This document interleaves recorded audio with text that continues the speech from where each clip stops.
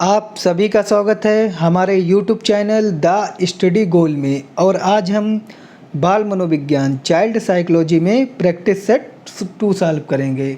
इससे पहले के वीडियो में हमने प्रैक्टिस सेट 1 को सॉल्व किया और आज 2 को देखेंगे। स्पेशली ये सीटेट के लिए है क्योंकि अगले मंथ में सीटेट एग्ज़ाम लगा हुआ है, इसलिए इस वीडियो को आप ध्यान से देखेंगे क्योंकि जो भी इसमें क्वेश्चन होंगे उन पर हम विस्तृत चर्चा करेंगे और उनकी व्याख्या करेंगे। और जो 4 विकल्प दिए गए होंगे उनमें से हम आपको बताएंगे कि कैसे आप 4 में से 2 या 3 विकल्पों को कैंसिल करेंगे। जब आप 2 विकल्प या 3 विकल्प को कैंसिल कर देंगे तो आपके पास सिर्फ 1 या 2 विकल्प बचेंगे, तो आपके आंसर के सही होने के चांस बढ़ जाएंगे। अगर आप तुक्का भी लगाएंगे तब भी आपका आंसर सही हो जाएगा, क्योंकि मनोविज्ञान को आप रट नहीं सकते, आपको मनोविज्ञान समझना पड़ेगा, कॉन्सेप्ट बनाना पड़ेगा। तो इस वीडियो में आप जानेंगे कि आप कैसे कॉन्सेप्ट बनाएंगे और किस प्रकार से क्वेश्चन सॉल्व करेंगे। तो सबसे पहला क्वेश्चन है कि निम्नलिखित में से कौन सा विकास के व्यापक आयामों की सही पहचान करता है। तो इसमें पूछा गया है कि निम्नलिखित विकल्पों में से कौन सा विकल्प है जो विकास के व्यापक आयामों की सही पहचान करता है, यानी कि विकास के जो आयाम हैं उनको क्रमबद्ध तरीके से सही तरीके से इसमें पेश किया गया है। यानी कि ऐसा कौन सा विकल्प है जिसमें विकास के सही क्रम दिया गया हो। तो सही क्रम विकास क्या क्या होता है आप जानते होंगे कि पहले बालक का जन्म होता है। तो जब बालक का जन्म होता है तो सबसे पहले उसका शारीरिक विकास होता है, यानी कि उसका फिजिकली डेवलपमेंट होता है, उसकी बॉडी डेवलपमेंट होती है।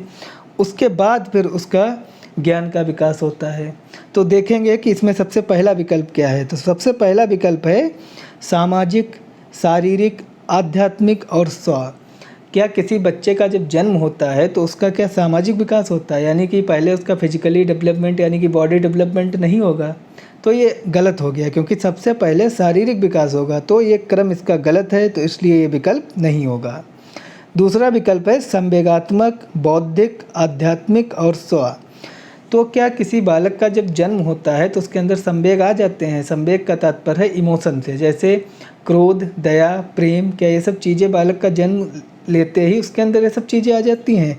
तो ये भी गलत हो गया क्योंकि संवेग और ये बौद्धिक और आध्यात्मिक चीज़ें ये सब बालक में बाद में आती हैं, यानी कि सबसे पहले शारीरिक विकास होता है। तीसरा ऑप्शन देखेंगे तो इसमें सबसे पहले शारीरिक दिया गया है, तो ये तो इतना तो सही है क्योंकि सबसे पहले शारीरिक विकास होता है। लेकिन जो दूसरा क्रम दिया गया है वो आध्यात्मिक। आध्यात्मिक का तात्पर्य होता है कि जब मानव भक्त के मार्ग पर चला जाता है, यानी कि जब वो ईश्वर से जुड़ जाता है, यानी कि ईश्वर की भक्ति साधना में लीन हो जाता है, तो उसी को आध्यात्मिक कहते हैं। तो क्या बालक जब फिजिकली उसका विकास हो जाता है, यानी कि जब 1-2 साल का हो जाता है, तो क्या वो भक्ति में लीन हो जाता है, यानी कि ईश्वर की भक्ति मार्ग जो है उस पर चलने लगता है। तो इसका आंसर है नहीं, क्योंकि बच्चे को पता ही नहीं कि ईश्वर क्या होता है, भक्त क्या होती है, आध्यात्म क्या होता है। तो यानी कि ये गलत हो गया। इसमें शारीरिक तो सही था लेकिन आध्यात्म गलत है। चौथा विकल्प है कि शारीरिक, संज्ञानात्मक, फिर सामाजिक और संवेगात्मक। तो आप इसको देखेंगे तो ये विकल्प सही है क्योंकि सबसे पहले बच्चे का शारीरिक विकास होता है, उसके बाद उसका संज्ञानात्मक विकास होता है, यानी कि उसका ज्ञान, नॉलेज का विकास होता है। सबसे पहले उसको परिवार से ज्ञान प्राप्त होता है, उसके बाद विद्यालय से प्राप्त होता है, और नंबर 3 में उसका सामाजिकरण होता है, यानी कि वो अपने आसपास के वातावरण से, फिर समाज से चीज़ों को सीखता है। और नंबर 4 पे संवेगात्मक विकास होता है, जो उसके संवेग और इमोशन है वो 5-6 साल बाद के आना शुरू होते हैं, यानी कि जो क्रोध है, दया है, प्रेम है, ये सब चीज़ें लेट में आना शुरू होती हैं, जिसमें से प्रेम तो कुछ ज़्यादा ही लेट में शुरू होता है। तो इसलिए ये विकल्प सबसे सुटेबल है क्योंकि इसमें शारीरिक, फिर संज्ञानात्मक और फिर सामाजिक और लास्ट में संवेगात्मक। तो आप कोई भी मनोविज्ञान का क्वेश्चन होगा तो आप उसको एक बालक पे सपोज करके सॉल्व करेंगे तो आपसे गलत नहीं होगा वो, तो आपके सही होने की प्रोबेबिलिटी बढ़ जाएगी। दूसरा विकल्प देखेंगे कि जेंडर क्या है। इसमें पूछा गया है कि जेंडर क्या होता है। तो जेंडर एक सामाजिक संरचना है जिसमें पुरुष और महिलाओं की शक्ति होती है। यानी कि अगर पूछा जाए कि जेंडर क्या होता है तो जेंडर एक सामाजिक संरचना है जिसमें पुरुष और महिलाओं की पुरुष और महिलाएं शामिल होते हैं, या पुरुष और महिलाओं की शक्ति होती है, उसी को जेंडर कहते हैं। तो इसमें देखेंगे सबसे पहला विकल्प है एक आर्थिक अवधारणा है। तो जेंडर का एक आर्थिक अवधारणा यानी कि जो एक सामाजिक स्ट्रक्चर है उसमें आर्थिक से क्या मतलब, पुरुष और महिला होना, इसमें कोई आर्थिक का कोई लेना देना नहीं है, क्योंकि आपके पास पैसे और पुरुष महिला होने से कोई फ़र्क नहीं है।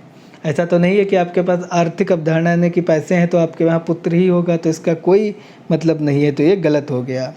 दूसरा एक जैविक निर्धारक है, तो ये भी नहीं है। ऐसा कोई ज़रूरी थोड़ी ना है कि जेंडर के द्वारा आपके जैविक निर्धारण का पता चले, क्योंकि आप किस प्रकार से आपका जन्म हुआ है, कहाँ जन्म हुआ है, इसका कोई निर्धारण नहीं है। तीसरा है एक सामाजिक संरचना है, तो यही विकल्प सही है, क्योंकि जेंडर की जो परिभाषा है वो यही है कि एक सामाजिक संरचना है जिसमें पुरुष और महिलाएं शामिल होती हैं। चौथा विकल्प है एक मनोवैज्ञानिक सत्ता है, तो ये भी गलत है, क्योंकि इसमें कोई मनोवैज्ञानिक सत्ता नहीं है। तो जो सबसे सही विकल्प, सुटेबल विकल्प है, वो है एक सामाजिक संरचना है, क्योंकि जेंडर महिलाएं और पुरुष किस में आएंगे, वो समाज में आएंगे, तो इसलिए महिलाएं पुरुष एक समाज का स्ट्रक्चर बनाते हैं, इसलिए ये सामाजिक संरचना है। उसके बाद देखेंगे हम निम्नलिखित में से कौन सा प्राथमिक सामाजिकरण माध्यम है। तो इसमें पूछा गया है कि निम्नलिखित में से कौन सा प्राथमिक सामाजिकरण का माध्यम है, यानी कि एक बालक में प्राइमरी लेवल में उसका सामाजिकरण किसके द्वारा होता है। तो सबसे पहला विकल्प है मीडिया। तो क्या जब बालक 2 या 3 साल का होता है तो उसे पता है कि मीडिया क्या होती है, आज तक या एबीपी न्यूज़ क्या है, तो उसे कुछ नहीं पता, ना ही उसे दैनिक जागरण हिंदुस्तान के बारे में पता है, उसे मीडिया से वो अनभिज्ञ होता है। दूसरा है सरकार। सरकार से क्या मतलब कि बीजेपी की है कि कांग्रेस की है कि सपा की है, तो वो जानते ही नहीं कि सरकार और राजनीति क्या होती है, तो प्राथमिक सामाजिकरण का ये भी माध्यम नहीं है, दोनों निगलेक्ट हो गए विकल्प। तीसरा है विद्यालय। विद्यालय उसके सामाजिकरण का माध्यम है, लेकिन प्राथमिक सामाजिकरण का माध्यम नहीं है। विद्यालय ये द्वितीयक सामाजिकरण का माध्यम है, तो इसलिए ये भी गलत हो गया। तो सबसे सही विकल्प है वो है परिवार, क्योंकि बालक परिवार में सबसे पहले सीखता है, और जो प्राथमिक सामाजिकरण का माध्यम है वो परिवार ही है, क्योंकि जो अनुकरण करता है बालक वो भी परिवार से ही करता है, और जो प्राइमरी ज्ञान प्राप्त होता है उसे, या जो प्राइमरी सामाजिकरण ज्ञात होता है उसे, वो अपने परिवार से ही प्राप्त होता है। उसके बाद देखेंगे हम चौथा विकल्प कि जीन पियाजे के सिद्धांत का प्रमुख प्रस्ताव क्या है। इसमें पूछा गया है कि जीन पियाजे के सिद्धांत का प्रमुख प्रस्ताव क्या है, यानी कि जीन पियाजे ने अपने सिद्धांत में क्या बताया है। तो सबसे पहला विकल्प है कि बच्चों की सोच गुणात्मक रूप में वयस्कों से भिन्न होती है। तो इस विकल्प को हम रोक के रखेंगे, क्योंकि ये हो सकता है कि ये सही हो। दूसरा विकल्प है कि बच्चों की सोच वयस्कों से भिन्न होती है, तो ये भी लगभग सेम मिलता ही है, तो इसको भी हम रोक के रखेंगे। तीसरा है कि बच्चों की सोच वयस्कों से बेहतर होती है, तो ये विकल्प नहीं सही हो सकता, क्योंकि जो वयस्क होते हैं वो मैच्योर होते हैं, और बच्चों की सोच और वयस्कों की सोच में अंतर होता है, यानी कि जो एक मैच्योर आदमी सोचेगा वो ज़्यादा बेटर होगा, क्योंकि अभी 6 साल या 5 साल का बच्चा है तो वो थिंकिंग लेवल उसे पता ही नहीं है कि क्या सही है क्या गलत है, यानी कि वो सही गलत का निर्णय नहीं कर पाएगा, तो इसलिए वयस्क की सोच से उसकी सोच बेहतर नहीं हो सकती। चौथा विकल्प है कि बच्चों की सोच मात्रात्मक रूप में वयस्कों से भिन्न होती है, तो ये भी विकल्प गलत है, क्योंकि मात्रात्मक का तात्पर्य होता है कि मापन करना। क्या हम सोच को मापन कर सकते हैं, यहाँ पे आप मात्रात्मक से पकड़ेंगे, क्योंकि मात्रात्मक का तात्पर्य होता है मापन करना। तो क्या हम सोच को माप सकते हैं कि सोच 1 किलो है कि 2 किलो है, या 2 लीटर है कि 4 लीटर है, क्योंकि सोच को हम माप नहीं सकते। सोच गुणात्मक है, सोच मात्रात्मक नहीं है, तो ये भी विकल्प गलत हो गया। तो आपको अब इन 2 विकल्पों में से देखना है कि कौन विकल्प सही हो सकता है। तो आप इन 2 विकल्पों में देख रहे होंगे तो सबसे ज़्यादा जो टॉपिक कवर कर रहा है वो पहला विकल्प कवर कर रहा है कि बच्चों की सोच गुणात्मक रूप में वयस्कों से भिन्न होती है, और ये भी सही हो सकता है। अगर ये विकल्प ना होता, अगर पहला विकल्प ये ना होता तो ये सही था, लेकिन पहला विकल्प है, तो इसलिए आप पहले को सही करेंगे, क्योंकि पहला विकल्प सबसे ज़्यादा सुटेबल है कि बच्चों की सोच गुणात्मक रूप में वयस्कों से भिन्न होती है, क्योंकि बच्चों की सोच जो होती है उसको माप नहीं सकते, चाहे बच्चों की हो या बड़ों की हो, सोच को मापा नहीं जा सकता, यानी कि वो गुणात्मक होती है, तो इसीलिए बच्चों की सोच गुणात्मक रूप में वयस्कों से भिन्न होती है। उसके बाद देखेंगे हम अगला, निम्नलिखित में कौन सी पूर्व संक्रियात्मक अवस्था बच्चे की विशेषता को बताती है? तो सबसे पहले हम जानेंगे कि पूर्व संक्रियात्मक अवस्था दी किसने है। तो पूर्व संक्रियात्मक अवस्था ये जीन पियाजे के संज्ञानात्मक विकास के सिद्धांत की अवस्था है, जो कि ये दूसरी अवस्था है, यानी कि जो जीन पियाजे का संज्ञानात्मक विकास का सिद्धांत है उसकी ये दूसरी अवस्था है पूर्व संक्रियात्मक अवस्था। क्योंकि जो पहली अवस्था है वो संवेदी पेशी या इंद्रिय जनित अवस्था है और दूसरी अवस्था है पूर्व संक्रियात्मक अवस्था, जिसकी आयु 2 से 7 वर्ष है। यानी कि पूर्व संक्रियात्मक अवस्था की आयु 2 से 7 वर्ष है। अब आपको अपना विकल्प सेट करना है कि 2 से 7 वर्ष के बच्चे में क्या विशेषता होती है। तो पहला विकल्प है लक्ष्य निर्देशित व्यवहार। क्या 2 से 7 वर्ष के बालक में एक लक्ष्य निर्देशित व्यवहार होता है, यानी कि वो जो सोच लेता है, जो टारगेट कर लेता है कि हमें ये एग्ज़ाम क्वालिफाई करना है, तो क्या ऐसी सोच उसके अंदर होती है? क्योंकि उसे पता ही नहीं कि एग्ज़ाम क्या होता है या टारगेट क्या होता है या लक्ष्य क्या होता है, उसे इस बारे में कुछ नहीं पता। क्योंकि शैशवावस्था में बालक होता है 2 से 7 में लगभग, तब तो वो सिर्फ खिलौनों से खेलता है, तो इसलिए ये विकल्प गलत हो गया। दूसरा है विलंबित अनुकरण। इसमें बोला गया है कि वो देर में सीखता है, यानी कि जो उसका अनुकरण होता है, यानी कि वो अनुकरण देर में करता है, तो ये भी विकल्प गलत हो गया। क्योंकि शैशवावस्था में बालक सबसे तेज़ी से अनुकरण करता है। आप कुछ भी बच्चों के सामने कहो वो तुरंत उसको अनुकरण कर लेंगे, तुरंत वैसा ही बोलने लगेंगे, तो इसलिए ये भी विकल्प गलत हो गया। तीसरा है वार्तुल्य प्रक्रिया। वार्तुल्य प्रक्रिया का तात्पर्य है कि भी कोई भी प्रक्रिया होती है वो अंतः क्रियात्मक क्रिया करके करते हैं, यानी कि वो आपसे अगर कोई बात करना चाहते हैं तो आपके मन की बात वो जान जाते हैं और उस हिसाब से बात करते हैं। क्या ऐसा उनके अंदर गुण होता है? जो 2 से 7 वर्ष की आयु में होगा वो क्या आपके अंदर की बात जान पाएगा, यानी कि आपके साथ वो अंतः क्रियात्मक संबंध बना पाएगा? तो इसका आंसर है नहीं। तो वार्तुल्य प्रक्रिया को ही अंतः क्रियात्मक प्रक्रिया कहते हैं, यानी कि ये तीनों विकल्प आपके गलत हो गए। तो चौथा विकल्प जो है विचारों की अनुत्क्रमणीयता। तो विचारों की अनुत्क्रमणीयता का तात्पर्य है कि अपलटवाली का गुण। जैसे कि आपने टी लिखा है और टी को अगर आप वाह बना दो तो वो फिर वापस टी नहीं उसको बना सकते, यानी कि उनके अंदर अपलटवाली का या अनुक्रमणीयता का गुण नहीं होता, यानी कि वो टी वाह को फिर टी वापस नहीं बना सकते कि वाह को आपने टी से वाह कैसे बनाया। जैसे कि आपने उनको बताया कि भारत की राजधानी दिल्ली है, उन्हें याद हो गया कि भारत की राजधानी दिल्ली है, लेकिन अगर आप उनसे पूछ लो कि दिल्ली किसकी राजधानी है तो वो नहीं बता पाएंगे, क्योंकि उनके अंदर अपलटवाली का यानी कि चीज़ों को पलटने का गुण नहीं होता, या अनुक्रमणीयता ही इसको कहते हैं। अपलटवाली को ही अनुत्क्रमणीयता कहते हैं, यानी कि वो चीज़ों को पलट नहीं पाते हैं कि भारत की राजधानी अगर दिल्ली है तो दिल्ली भारत की ही राजधानी है, यानी कि वो चीज़ों को आपस में बैक नहीं कर पाते हैं। तो सबसे जो सही विकल्प है वो यही है कि पूर्व संक्रियात्मक अवस्था में बच्चों की विशेषता विचारों की अनुक्रमणीयता होती है। उसके बाद देखेंगे हम एक एक विकल्प पे इसलिए चर्चा कर रहे हैं कि आपको कॉन्सेप्ट क्लियर हो, यानी कि आपका कॉन्सेप्ट बने। जब आपका कॉन्सेप्ट बन जाएगा तो आप कोई भी क्वेश्चन हो उसको सॉल्व कर लेंगे, क्योंकि आप कितने भी प्रैक्टिस सेट सॉल्व कर लें, प्रैक्टिस सेट इसीलिए सॉल्व किया जाता है कि आप क्वेश्चन को सॉल्व करना सीखें, यानी कि कॉन्सेप्ट बनाना सीखें। ऐसा नहीं होता है कि आप जो प्रैक्टिस सेट सॉल्व करेंगे वही आपको क्वेश्चन पेपर में क्वेश्चन मिल जाएगा, क्योंकि जो आयोग क्वेश्चन बनाता है वो एकदम नए तरीके से बनाता है, लेकिन जो उनका आधार होता है वो वही होता है जो आप प्रैक्टिस में सॉल्व करते हैं। तो इसलिए आप कॉन्सेप्ट बनाएं, अपने आधार को मजबूत करें, यानी कि अपने बेस को मजबूत करें, बाकी आपको रटना नहीं है। तो इसलिए आप एक एक विकल्प को ध्यान से देखेंगे कि किस प्रकार से आप विकल्पों को कैंसिल करेंगे, क्योंकि अगर 4 में से आपने 2 भी विकल्प कैंसिल कर दिए तो आपके पास सिर्फ 2 विकल्प बचे, और जब आपके पास 2 विकल्प बचेंगे तो आप आसानी से आंसर सही कर सकते हैं, यानी कि आप 4 में से ढूंढने में आपको दिक्कत हो सकती है, लेकिन जब 2 ही विकल्प बचेंगे तो आप अगर तुक्का भी मार देंगे तब भी आपके सही होने की प्रोबेबिलिटी बढ़ जाएगी। तो अगला क्वेश्चन देखेंगे कि बच्चों और उनके अधिगम के संदर्भ में निम्नलिखित में से कौन सा कथन सही है। इसमें पूछा गया है बच्चों और उनके अधिगम के संदर्भ में निम्नलिखित में कौन सा कथन सही है। तो सबसे पहला कथन हम पढ़ेंगे कि बच्चों को अधिगम हेतु प्रेरित करने के लिए उन्हें पुरस्कृत एवं दंडित करना होता है।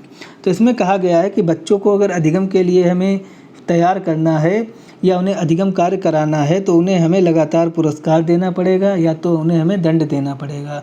तो ये विकल्प बिल्कुल गलत हो गया, क्योंकि आप जैसे ही दंड शब्द को देखेंगे उस विकल्प को आप सही नहीं टिक करेंगे, क्योंकि दंड एक निगेटिव वर्ड है और आपको दंड का ध्यान रखना है कि दंड जहाँ पे मिल जाए वो विकल्प नहीं होगा। तो इसलिए ये विकल्प तो ऑटोमेटिक कैंसिल हो गया, क्योंकि इसमें आपको दंड मिल गया। और दूसरी बात, आप अधिगम कार्य क्या लगातार पुरस्कार और दंड दे के ही करवा सकते हैं? अब ऐसा तो है नहीं कि अगर आपको कोई लेसन पढ़ाना है तो सबसे पहले आप बच्चों को पुरस्कार देंगे या सभी बच्चों को दंड देंगे तभी वो पढ़ेंगे। तो ये विकल्प बिल्कुल ही गलत है। दूसरा है, सभी बच्चे सीखने के लिए स्वाभाविक रूप से प्रेरित होते हैं तथा सीखने में सक्षम होते हैं। तो इस विकल्प को आप रोक के रखेंगे, क्योंकि हो सकता है ये सही हो। तीसरा देखेंगे कि बच्चों को सीखने के लिए अभिप्रेरणा तथा सीखने के लिए उनकी सक्षमता केवल आनुवांशिकता के द्वारा पूर्व निर्धारित है। तो इसमें कहा गया है कि बच्चे जो सीखते हैं, यानी जो उन्हें अभिप्रेरणा मिलती है और जो उनकी क्षमता होती है वो उनकी पूर्व निर्धारित होती है, यानी कि जो उन्हें अपने माता पिता से जीन्स मिले हैं या जो उनके अंदर आनुवांशिक लक्षण है या जो जन्मजात लक्षण है, तभी निर्धारित हो जाता है कि वो कितना सीखेंगे या कितना पढ़ेंगे। तो क्या ये सही है?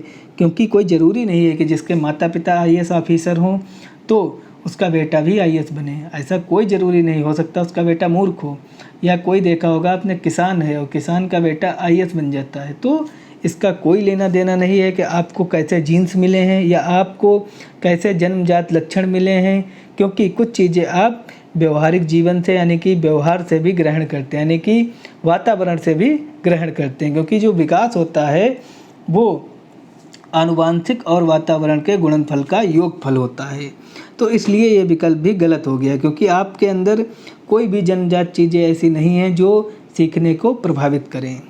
चौथा देखेंगे हम, बच्चों की सामाजिक आर्थिक पृष्ठभूमि उनकी प्रेरणा एवं अधिगम एवं सक्षमता को निर्धारित व सीमित करती है। इसमें कहा गया है कि जो बच्चों को समाज मिलता है, आसपास का माहौल मिलता है और जो उनकी आर्थिक का तात्पर्य है यहाँ पे रुपए पैसे से, यानी कि मनी से, कि वो धनवान हैं तो अच्छा सीखेंगे, उन्हें अच्छी प्रेरणा मिलेगी। अगर निर्धन है तो उन्हें अच्छी प्रेरणा नहीं मिलेगी, अच्छा अधिगम नहीं मिलेगा, वो नहीं सीख पाएंगे। तो क्या ये विकल्प सही है कि आपको सीखने के लिए आपके पास पैसा होना चाहिए? तो ये भी विकल्प गलत हो गया, क्योंकि आपको पैसे से नहीं आप सीख सकते, आप तो माइंड से सीखेंगे। आप तो प्रेरित अगर होंगे, कोई आपको सिखाएगा तभी तो सीखेंगे। ऐसा तो नहीं है कि आपके पास पैसे होंगे तभी सीख लेंगे। तो यहाँ पे जैसे ही आर्थिक शब्द मिला आप इसको कैंसिल कर देंगे विकल्प। तो जो आपके पास एक विकल्प बचा था वो दूसरा विकल्प बचा कि सभी बच्चे सीखने के लिए स्वाभाविक रूप से प्रेरित होते हैं तथा सीखने में सक्षम हैं, यानी कि सभी बच्चे यानी कि सभी जो बालक हैं वो ऑटोमेटिक प्रेरित होते रहते हैं और सीखने के लिए तत्पर रहते हैं। तो जो सबसे सही और सबसे पॉजिटिव विकल्प है वो यही विकल्प है, तो इसको आप टिक कर देंगे। उसके बाद देखेंगे हम अगला क्वेश्चन कि प्रगतिशील शिक्षा में बच्चों को किस प्रकार से देखा जाता है। तो इसमें पूछा गया है जो प्रगतिशील शिक्षा है, यानी कि जो सतत शिक्षा चलती है या जो कंटिन्यू शिक्षा चलती है, उसमें बच्चों को किस प्रकार से देखा जाता है। तो नंबर 1, खाली स्लेटों के रूप में। क्या प्रगतिशील शिक्षा में या एक आइडियल एजुकेशन में बच्चों को खाली स्लेटों के रूप में देखा जाता है कि उन्हें कुछ नहीं आता, एकदम वो कोरी स्लेट हैं? तो ये आंसर गलत हो गया, क्योंकि आप उनको कोरी स्लेट नहीं मानेंगे। आप ये बात मान कर चलेंगे कि उनको आता है, उन्होंने पूर्व में ज्ञान ग्रहण किया है अपने परिवार से, तो आप उनको जो भी पढ़ाएंगे वो उनके पूर्व ज्ञान से जोड़कर पढ़ाएंगे। तो इसलिए आप उनको खाली स्लेट के रूप में नहीं समझ सकते। तो ये तो विकल्प ऑटोमेटिक गलत हो गया। दूसरा देखेंगे छोटे वयस्कों के रूप में।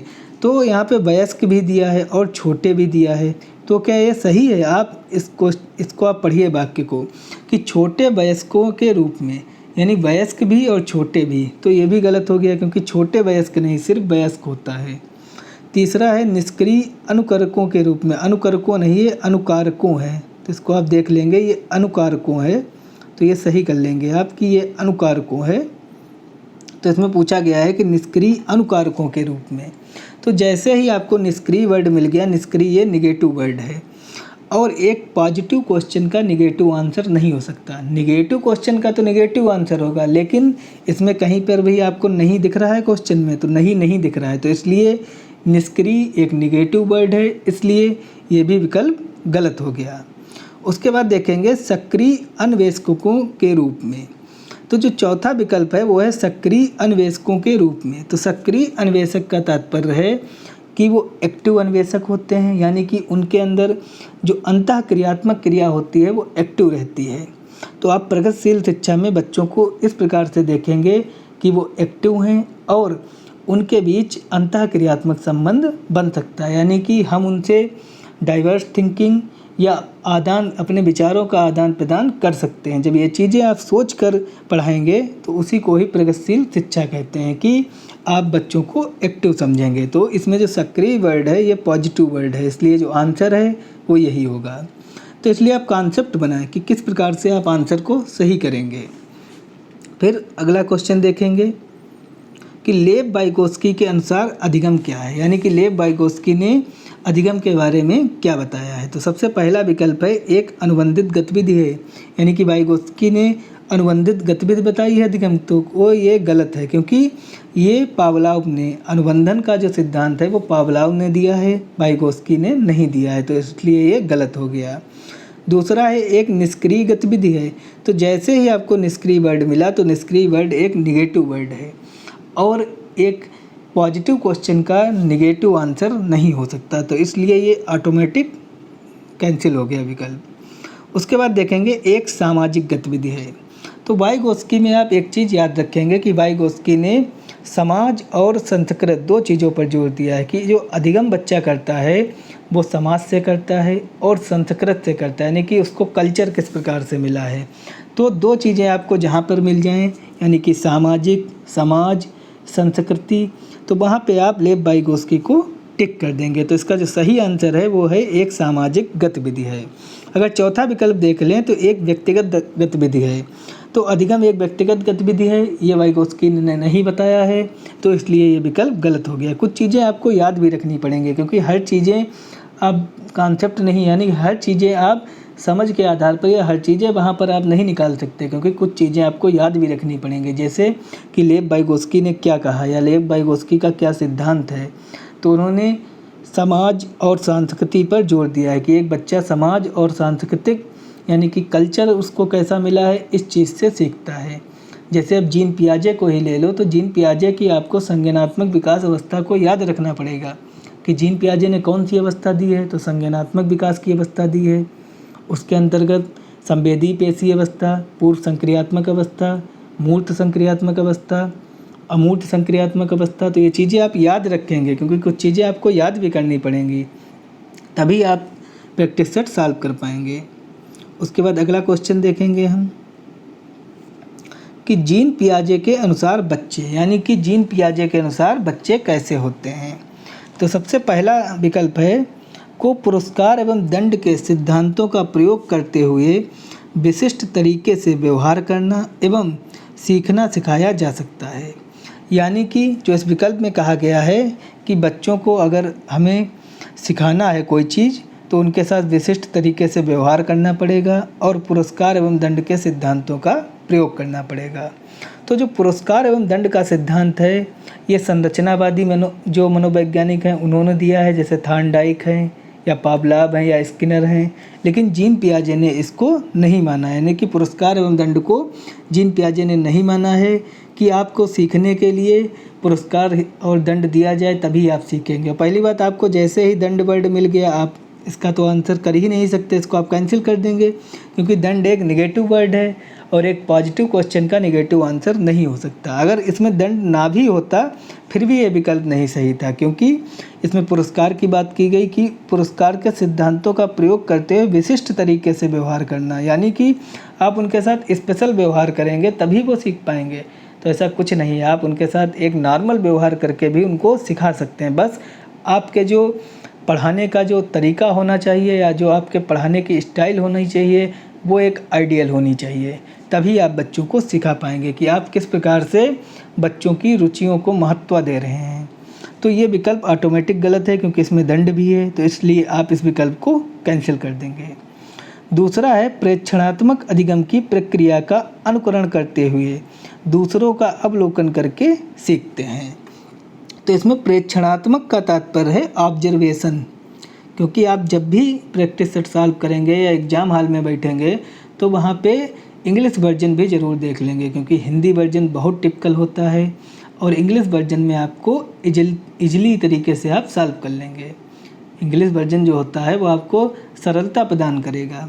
तो जो प्रेक्षणात्मक का तात्पर्य होता है वो ऑब्जर्वेशन से होता है, यानी कि अधिगम की प्रक्रिया जो है वो ऑब्जर्वेशन से ही सिर्फ, यानी कि ऑब्जर्वेशन का अगर हिंदी मतलब निकालें तो देख रेख, यानी कि जो अधिगम की प्रक्रिया है वो सिर्फ देख रेख में और दूसरों का अनुकरण करके ही हो सकती है।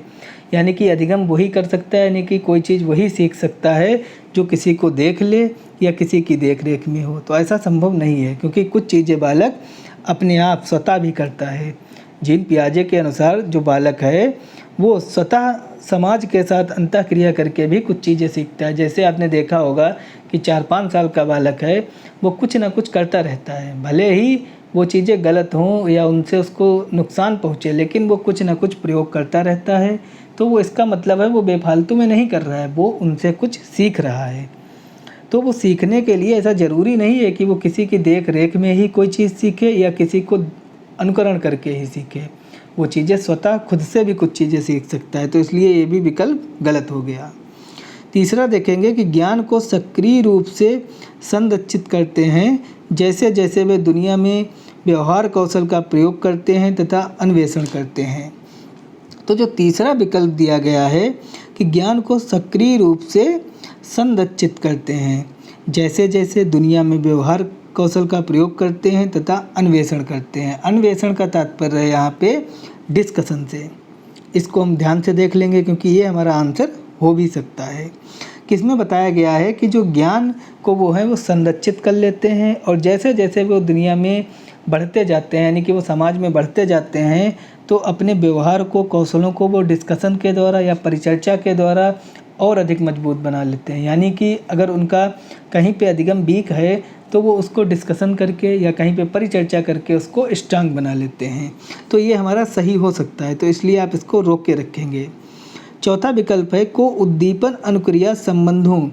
अब आपको उद्दीपन अनुक्रिया संबंध जैसे ही मिल गया तो उद्दीपन अनुक्रिया संबंध ये थॉर्नडाइक का है, क्योंकि जो उद्दीपन अनुक्रिया का सिद्धांत दिया है वो थॉर्नडाइक ने दिया है। तो इसलिए ये विकल्प ऑटोमेटिक गलत हो गया। आप आगे ना भी पढ़ें तब भी कोई फ़ायदा नहीं, क्योंकि पढ़ भी लें तो उद्दीपन अनुक्रिया संबंधों के सावधानीपूर्ण नियंत्रण के द्वारा एक विशेष तरीके से व्यवहार करने के लिए अनुबंधित किया जा सकता है। तो जो उद्दीपन अनुक्रिया संबंध और अनुबंधन है ये थॉर्नडाइक ने दिया है, जीन पियाजे ने नहीं दिया है। तो इसलिए ये विकल्प गलत हो गया। तो जो सबसे सही विकल्प है वो तीसरा विकल्प है कि ज्ञान को संरक्षित करेंगे और वो जैसे जैसे समाज में आगे बढ़ेंगे, दुनिया में आगे बढ़ेंगे, वो अपने व्यवहार कौशल से और अन्वेषण का तात्पर्य है डिस्कशन करके, यानी कि परिचर्चा करके अपने अधिगम को और अधिक मजबूत करेंगे, यानी कि अपने ज्ञान को और अधिक सक्रिय करेंगे। तो इसमें तीसरा विकल्प सही है। उसके बाद देखेंगे अगला क्वेश्चन कि चालक विकास की दर में व्यक्तिगत विविधताएं होती हैं, फिर भी चालक विकास का क्रम खाली जगह दी हुई है से तक है। यानी कि आपको यहाँ पे दो चीज़ें भरनी हैं कि जो चालक विकास की दर होती हैं, यानी कि जो व्यक्तिगत विविधताएं होती हैं, व्यक्तिगत विविधताएं का तात्पर्य है इंडिविजुअल डिफरेंसेस से, कि सभी एक जैसे नहीं होते हैं। इंडिविजुअल डिफरेंट का तात्पर्य होता है, व्यक्तिगत विविधताएं का तात्पर्य होता है कि सभी एक जैसे नहीं होते हैं, फिर भी जो विकास का एक क्रम होता है वो सभी पे लगभग फिट बैठता है। तो इसमें सबसे पहले हम देखेंगे कि पहला विकल्प क्या दिया गया है। तो परिष्कृत सूक्ष्म चालक विकास या अपरिष्कृत स्थूल चालक विकास। सूक्ष्म चालक विकास का तात्पर्य है कि आप पहले कोई चीज़ बच्चों को डीपली बताते हैं, उसके बाद फिर उनको ऊपर का बताते हैं। जैसे कि आपको 5 या 4-5 साल का बालक है, उसको आपको ABCD सिखानी है, तो क्या पहले आप उनको बताएंगे कि वॉवेल 5 होते हैं, कॉन्सोनेंट यानी कि जो व्यंजन है वो 21 होते हैं, तो क्या आप ये चीज़ें उन्हें बताएंगे? यानी कि इसी को सूक्ष्म रूप कहते हैं। यानी कि जो अल्फ़ाबेट में आप वॉवेल और कॉन्सोनेंट, स्वर और व्यंजन बताएंगे, इसको सूक्ष्म रूप कहते हैं। अगर आप उनको ABCD पहले सिखाएंगे तो इसको स्थूल रूप कहते हैं। तो पहले आप क्या करेंगे? पहले आप उनको कॉन्सोनेंट और वॉवेल बताएंगे, तो तो नहीं बताएंगे, क्योंकि 4-5 साल का बालक है, उसको ABCD अभी याद करना मुश्किल है, वो कॉन्सोनेंट और वावेल क्या जानेगा। तो इसलिए आप पहले उनका स्थूल रूप यानी कि बड़ा रूप दिखाएंगे कि ABCD से Z तक आप उन्हें बताएंगे, और जब वो जान जाएंगे उसके बाद ही तो आप उनको कॉन्सोनेंट और वावेल बताएंगे, तो इसलिए ये गलत हो गया। दूसरा है शीर्षगामी अधोगामी, यानी कि पहले आप उनको शीर्ष चीज़ें बताएंगे, जैसे कि कॉन्सोनेंट और वावेल पहले बताएंगे और बाद में उन्हें अधोगामी का तात्पर्य है कि बाद में उन्हें ABCD बताएंगे, तो ये भी गलत हो गया। फिर है अधोगामी और शीर्षगामी। अधोगामी का तात्पर्य है कि आप उनको पहले नीचे की चीज़ों से उठाकर ले चलेंगे फिर ऊपर ले जाएंगे, तो ये भी गलत हो गया, क्योंकि ऐसा भी नहीं आप करेंगे।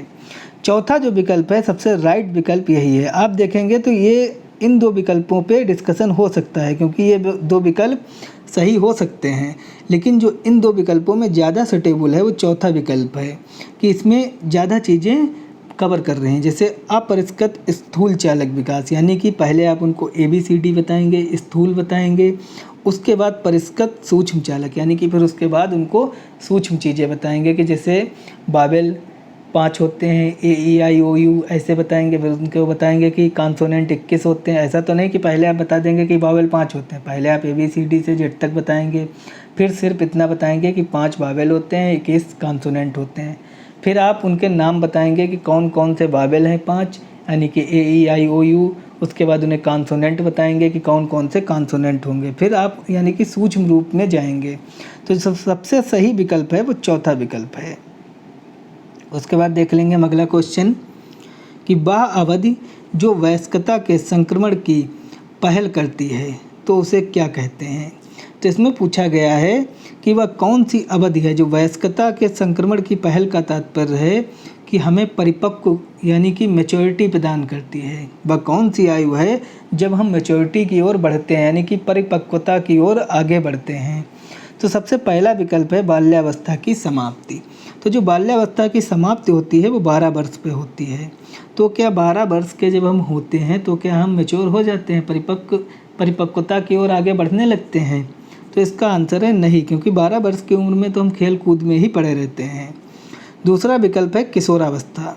तो किशोरावस्था को हम रोक के रखेंगे, हो सकता है ये हमारा आंसर हो, क्योंकि किशोरावस्था की जो आयु होती है वो 18 वर्ष होती है।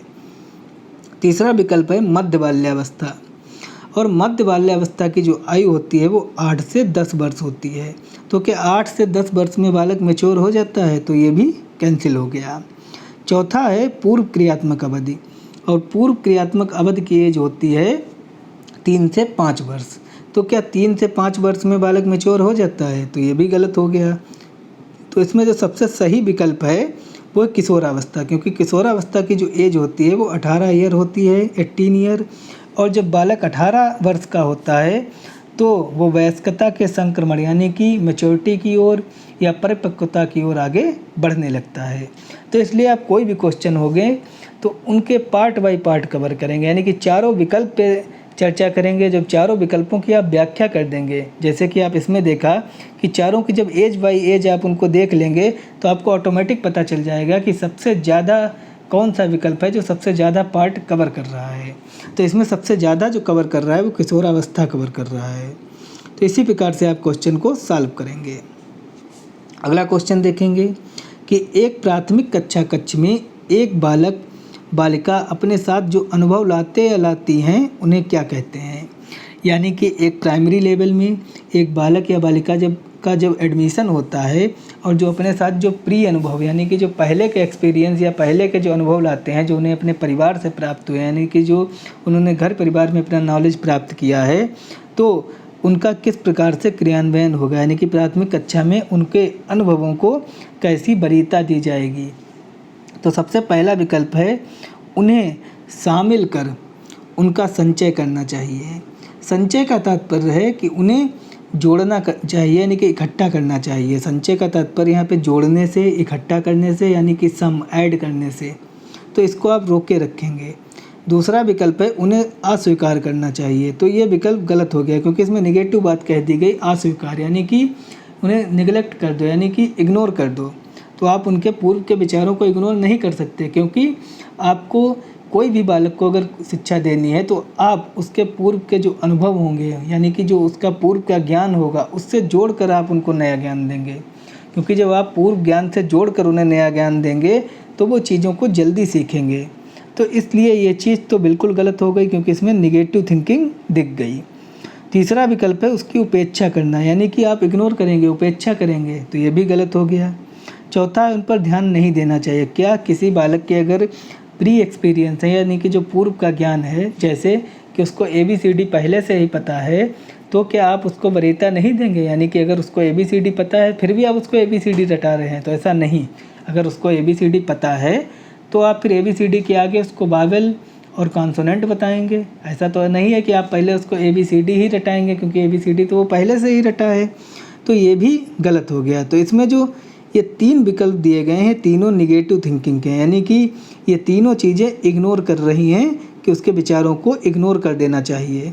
तो एक जो पॉजिटिव क्वेश्चन होता है उसके निगेटिव आंसर नहीं हो सकते। जो इसमें जो पॉजिटिव आंसर है वो पहला है कि उन्हें शामिल कर उन्हें संचय करना चाहिए। संचय का तात्पर्य है कि उनके अनुभवों को शामिल कर लेना चाहिए और अधिगम के दौरान उन्हें जोड़ना चाहिए। जैसे कि आप कोई भी लेसन पढ़ा रहे हैं तो आप उनको उनके पूर्व ज्ञान से जोड़कर पढ़ाएंगे। जैसे कि आप उनको अगर स्वर और व्यंजन ही पढ़ा रहे हैं तो उनको जब ABCD पता है तो उनके पूर्व ज्ञान से आप जोड़ेंगे कि जो आपने A, E, I, O, U ये पढ़ा है ये स्वर होते हैं। यानी कि अगर उनको ABCD नहीं पता होगी तो वो कैसे जान पाएंगे कि A कौन सा चीज़ होती है, E कौन सी चीज़ होती है, तो जान ही नहीं पाएंगे सर क्या होता है। तो इसलिए जब आप उनके पूर्व के ज्ञान से उन्हें जोड़ेंगे, उनका जो पूर्व का ज्ञान होगा उसको संचय कर लेंगे, यानी कि ऐड कर लेंगे, तो चीज़ों को वो जल्दी सीखेंगे। तो इसका जो पहला विकल्प है यही सही है, क्योंकि यही पॉजिटिव है। उसके बाद हम अगला क्वेश्चन देखेंगे कि एक बच्चा तर्क प्रस्तुत करता है कि हिंज को दवाई की चोरी नहीं करनी चाहिए। वह दवाई जो उसकी पत्नी की जान बचाने के लिए ज़रूरी है, क्योंकि यदि वह ऐसा करता है तो पकड़ा जाएगा और जेल भेज दिया जाएगा। कोहल वर्ग के अनुसार वह बच्चा नैतिक समझ की किस अवस्था के अंतर्गत आता है। यानी कि ये इतना लंबा चौड़ा ये क्वेश्चन दिया गया है, तो इसको आप पढ़ लेंगे कि क्या क्वेश्चन दिया गया है, और इसमें बच्चे की नैतिक विकास की अवस्था पूछी गई है। तो कोहल वर्ग ने नैतिक विकास की 3 अवस्थाएं दी हैं। पहली अवस्था है पूर्व परंपरागत नैतिक अवस्था, दूसरी अवस्था है परंपरागत नैतिक अवस्था, और तीसरी है उत्तर परंपरागत नैतिक अवस्था। तो जो पूर्व परंपरागत नैतिक अवस्था है उसकी आयु 4 से 10 वर्ष है, और दूसरी अवस्था की आयु 10 से 13 वर्ष है, और तीसरी अवस्था की आयु 13 वर्ष से ऊपर है। तो इसमें कहा गया है कि एक बच्चा तर्क प्रस्तुत करता है कि अगर हिंज दवाई की चोरी करेगा तो उसे दंड मिलेगा, यानी कि वो जेल भेज दिया जाएगा। लेकिन हिंज जो कि उसकी पत्नी के लिए वो अति आवश्यक दवा है, यानी कि उस दवा से उस पत्नी की जान बच सकती है, और डॉक्टर वो दवा नहीं दे रहा है, तो वो चोरी करना चाह रहा है। और हिंज ये बात जानता है कि जब अगर हम चोरी करते पकड़े जाएंगे तभी हमको सज़ा मिलेगी। लेकिन जो बच्चा है वो ये बात नहीं जानता है कि अगर वो पकड़ा जाएगा तभी सज़ा मिलेगी। वो केवल इतनी बात जानता है कि अगर चोरी करोगे तो सज़ा मिलेगी, यानी कि चोरी करना पाप है, वो इतना जानता है। तो ये फीलिंग कब आती है, आप अपने ऊपर ही रख के देख लीजिए, आपको ये फीलिंग कब आती थी? जब आपकी एज 6, 7, 8 वर्ष की होगी, क्योंकि उस टाइम पे आप ये समझते थे कि अगर आप चोरी करेंगे तो चोरी करना पाप है। यानी कि आपको ये सिखाया गया था कि अगर कोई नहीं देख रहा है फिर भी गॉड देख रहा है, यानी कि ईश्वर देख रहा है, तो इसलिए चोरी नहीं करोगे। तो ये कोहल वर्ग के पूर्व परंपरागत नैतिक विकास की अवस्था है। तो अब इसमें देखेंगे कि पूर्व परंपरागत नैतिक विकास कौन सा ऑप्शन है। तो इसमें तो कोई ऑप्शन नहीं है, तो हम जानेंगे कि उसका सब्स्टिट्यूट कौन दिया गया है, क्योंकि जो विकल्प दिए गए होते हैं वो इतने टिपिकल बना दिए जाते हैं हिंदी में, इसलिए आप इंग्लिश वर्जन ज़रूर देखेंगे। तो पहला विकल्प है सार्वभौमिक नैतिक सिद्धांत अभिन्यास। सार्वभौमिक का तात्पर्य है कि जो उनका नैतिक सिद्धांत है वो सार्वभौमिक है, यानी कि यूनिवर्सल है। वो जानते हैं कि जब हमें कोई देखेगा तभी हमको सज़ा मिलेगी। तो ये तो नैतिक विकास की दूसरी अवस्था है, यानी कि 10 से 13 वर्ष। तो ये इसका आंसर नहीं है, क्योंकि जब 10 से 13 वर्ष का बालक होता है तो वो ये बात वो जान जाता है कि जब हमें कोई देखेगा तभी हमें मतलब दंड मिलेगा, तभी हमें सज़ा मिलेगी। तो इसलिए ये आंसर नहीं हो सकता, क्योंकि इसमें जो बच्चा कह रहा है कि यदि वो ऐसा करता है तो जेल भेज दिया जाएगा। तो इसका ये आंसर नहीं होगा। दूसरा है यंत्री उद्देश्य अभिन्यास। यंत्री का तात्पर्य है कि इसमें भी वो ये बात जानता है कि जब कोई देखेगा तभी हमें सजा होगी, यानी कि ये भी अवस्था नहीं है। तीसरी है सामाजिक क्रम नियंत्रक अभिन्यास। और जो सामाजिक क्रम नियंत्रक अभिन्यास होता है वो कोहल वर्ग की तीसरी अवस्था में आता है, यानी कि उत्तर परंपरागत नैतिक अवस्था में, जिसकी आयु 13 वर्ष से ऊपर है। क्योंकि जो बालक में समाज का विकास होता है, यानी कि अगर बालक इस वजह से चोरी नहीं करता क्योंकि उसे समाज का डर होता है, वो जानता है कि अगर हम चोरी करेंगे पकड़े जाएंगे तो समाज में हमारी बेइज्जती होगी। तो ये सामाजिक चीज़ें जो हैं वो एक बालक में 12 वर्ष के 13 वर्ष के बाद ही आती हैं। तो इसलिए ये कोहल वर्ग की तीसरी अवस्था है, तो ये भी इसका आंसर नहीं है। और जो चौथी अवस्था है वो दंड एवं आज्ञा पालन अभिन्यास। तो दंड एवं आज्ञा पालन अभिन्यास को ही पूर्व परंपरागत नैतिक स्तर या नैतिक अवस्था कहते हैं, क्योंकि इसकी आयु जो होती है वो होती है 4 से 10 वर्ष। क्योंकि आपने देखा होगा कि जो 10 वर्ष या 10 वर्ष तक ही बालक या बालिका हो उसको दंड दिया जाता है, 10 वर्ष के बाद उसको दंड नहीं दिया जाता है। फिर यानी कि आप सिर्फ उसको समझाते हैं, लेकिन जब 6-7 वर्ष का बालक होता है तब आप उसको समझाते नहीं हैं, तब आप उसको दंड देते हैं। यानी कि कोई उसने गलती की तो आपने उसको अगर दंड दे दिया तो फिर वो उस चीज़ से उसको रिलेट कर लेता है कि अगर हम गलती करेंगे तो हमें दंड मिलेगा। तो इसी को ही दंड एवं आज्ञा पालन अभिन्यास कहते हैं। और यही कोहल वर्ग के पूर्व परंपरागत नैतिक अवस्था भी है, यानी कि इसकी आयु 4 से 10 वर्ष है। तो यही विकल्प इसका सही होगा। तो इसमें देख लेंगे चौथा विकल्प सही है। उसके बाद अगला क्वेश्चन देखेंगे कि जो बच्चे स्वयं से मौखिक संवाद करते हैं उन्हें लेव वाइगोत्स्की क्या कहते हैं। यानी कि जो बच्चे स्वयं से मौखिक संवाद करते हैं उनको वाइगोत्स्की क्या कहते हैं, आपको ये बताना है। तो सबसे पहला है समस्यात्मक वार्ता। जो स्वयं से संवाद करते हैं क्या वो समस्यात्मक होते हैं? ज़रूरी तो नहीं है कि कोई उन्हें समस्या हो तभी वो स्वयं से संवाद कर रहे हैं। कुछ लोग ऐसे होते हैं कि पता चले उन्होंने आइसक्रीम खाई है तो वो रास्ते में सोचते हुए जा रहे हैं कि आइसक्रीम कितनी अच्छी थी और हमें घर भी लिए चलना थी। तो क्या उनको ये समस्या है? तो इसका मतलब है समस्यात्मक वार्ता नहीं हो सकती। दूसरा है अहम केंद्रित। क्या वो मौखिक संवाद यानी कि खुद में संवाद वो इसलिए कर रहे हैं क्योंकि उनके अंदर ईगो है? तो ये भी आंसर नहीं है, क्योंकि ईगो एक निगेटिव थिंकिंग है, यानी निगेटिव चीज़ है। तो इसलिए ये पॉजिटिव क्वेश्चन का आंसर नहीं हो सकता। अगला विकल्प देखेंगे व्यक्तिगत वार्ता। व्यक्तिगत वार्ता को हम कहते हैं पर्सनल थिंकिंग, यानी कि पर्सनल टॉक को ही व्यक्तिगत वार्ता कहते हैं। यानी कि आपने देखा होगा कि जब कोई बोलता हुआ जाता है तो लोग कहते हैं कि वो देखो वो तो अपने आप में ही बातें करते जा रहा है। तो इसी को ही मौखिक संवाद कहते हैं, व्यक्तिगत वार्ता को ही मौखिक संवाद कहते हैं।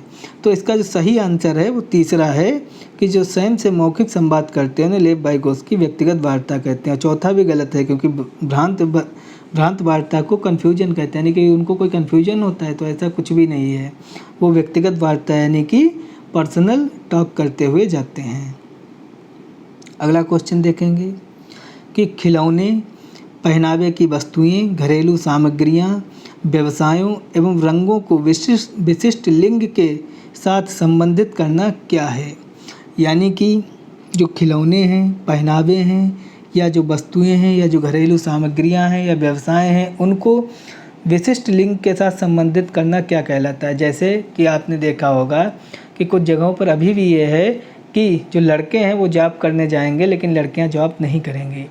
यानी कि अगर कहीं क्लर्क की भी जॉब है फिर भी वहाँ लड़कियां नहीं करेंगी, क्योंकि वहाँ पे इतना पक्षपात हो रहा है कि लड़के जॉब करेंगे लेकिन लड़कियां जॉब नहीं करेंगी। लड़के ये पहन सकते हैं लेकिन लड़कियां नहीं पहन सकती। तो ये चीज़ें जहाँ पे होती हैं उसी को ही हम जेंडर रूढ़वादिता कहते हैं। तो इसमें हम देखेंगे विकल्प, सबसे पहला विकल्प है जेंडर प्रासंगिक। तो जेंडर प्रासंगिक का तात्पर्य है रिविलेंस से, यानी कि योग्यता से। तो क्या जेंडर योग्यता इसको कहेंगे कि लड़के जॉब करेंगे लड़कियां जॉब नहीं करेंगे, अगर लड़कियां लड़कों से ज़्यादा इंटेलिजेंस है फिर भी नहीं जॉब करेंगी, तो इसको जेंडर प्रासंगिक नहीं कहेंगे। प्रासंगिक का तात्पर्य रिविलेंस यानी कि योग्यता से होता है। दूसरा है विकसित जेंडर पहचान। क्या इसको आप विकसित जेंडर पहचान कहेंगे कि ये विकास का एक सूचक है, यानी कि ये विकसित समाज का एक सूचक है? तो ये भी इसका विकल्प गलत हो गया, ये भी नहीं है। तीसरा है जेंडर रूढ़वादिता, इसी को ही रूढ़वादिता कहते हैं, क्योंकि आपने देखा भी होगा घर परिवारों में कहा भी जाता है कि अभी भी यहाँ पे रूढ़वादी परंपरा चल रही है।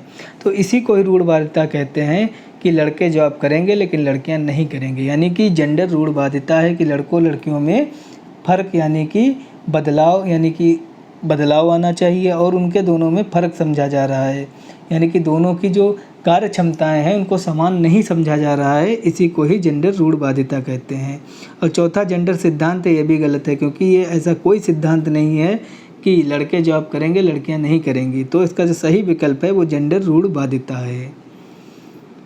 उसके बाद देखेंगे हम अगला क्वेश्चन, एक शिक्षक को चाहिए कि, अगला क्वेश्चन है कि एक शिक्षक को चाहिए कि, अब विकल्प देखेंगे कि क्या चाहिए। नंबर 1, यह संप्रेषित करे कि वह कक्ष में सभी संस्कृतियों का सम्मान करता है एवं महत्व देता है। तो इस विकल्प को हम रोक के रखेंगे क्योंकि यह एक पॉजिटिव विकल्प है। अगला विकल्प देखेंगे कि वह विद्यार्थियों के बीच तुलना को अधिकतम करे, यानी कि वो हमेशा विद्यार्थियों के बीच तुलना करता रहे, यानी कि अगर दो डिफरेंट कास्ट के विद्यार्थी हैं तो उनकी दोनों की वो तुलना करता रहे, या कोई प्रतिभाशाली है और कोई सामान्य है तो उसकी तुलना करता रहे कि देखो ये डेली याद करके आता है, तुम नहीं याद करके आते हो, तो वो तो डिमोटिवेट होगा, वो तो डिस्प्रेशन में चला जाएगा कि हमें तो डेली सुनना ही पड़ता है। तो आप प्रतिभाशाली और सामान्य बच्चे की अधिक से अधिक ज़्यादा तुलना नहीं करेंगे। तो ये भी विकल्प गलत हो गया क्योंकि ये निगेटिव की ओर इशारा कर रहा है। तीसरा देखेंगे, वह विशेष संस्कृतियों समुदायों के बच्चों को बढ़ावा देगा, यानी कि जैसे कि अगर उसकी कोई कास्ट का बालक है तो वो उस पर ज़्यादा ध्यान देगा, या कोई वो एक विशेष जाति या लिंग पे ध्यान देगा। तो ये भी नहीं सही है क्योंकि एक जो शिक्षक होता है वो सभी के लिए बराबर होती है, क्योंकि शिक्षक के लिए ना ही कोई उसकी जाति होती है ना ही उसका कोई लिंग होता है, यानी कि वो सभी के लिए एक समान है और सभी को वो एक समान शिक्षा देगा, यानी कि वो किसी भी समुदाय या किसी भी विशेष संस्कृति या विशेष कल्चर को बढ़ावा नहीं देगा। तो ये विकल्प गलत है। चौथा है, वह विद्यार्थियों के बीच सांस्कृतिक विभिन्नताओं तथा विविधता की अनदेखी करे, यानी कि वो विद्यार्थियों के जो कल्चर हैं या उनके अंदर जो इंडिविजुअल डिफरेंट है वो उनकी अनदेखी करे, यानी कि उनको इग्नोर कर दे। तो ये भी विकल्प गलत है क्योंकि ये निगेटिव की ओर इशारा कर रहा है।